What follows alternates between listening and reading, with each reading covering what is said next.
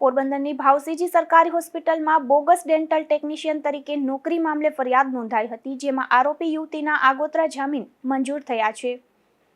પોરબંદરમાં સરકારી ભાવસીજી હોસ્પિટલમાં દેવ નામના યુવાનને બોગસ ડેન્ટલ ટેકનિશિયનનું સર્ટિફિકેટ આપનાર રાજકોટના ખ્યાતનામ ડોક્ટર મિલાપ હસમુખભાઈ કારિયાની પોલીસે ધરપકડ કરી હતી. ત્યારે તેણે એવી કબૂલાત આપી હતી કે ધ્રુવીબેન પોટા નામની યુવતીને પણ તેણે આ પ્રકારનું સર્ટિફિકેટ આપ્યું છે અને તેણે પણ આ નકલી સર્ટિફિકેટના આધારે સરકારી હોસ્પિટલમાં નોકરી કરી છે.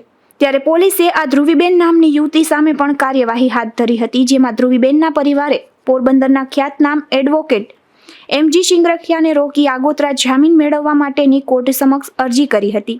ત્યારે એમજી શિંગરખિયાની ધારદાર દલીલોને ધ્યાનમાં લઈ કોર્ટે ધ્રુવીબેનના આગોતરા જામીન મંજૂર કર્યા છે.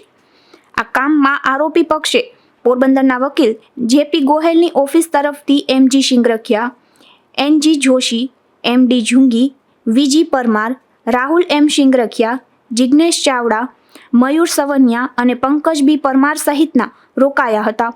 નિપુલ પોપટ સાથે અશોક થાનકી, ગુજરાત ન્યૂઝ, પોરબંદર.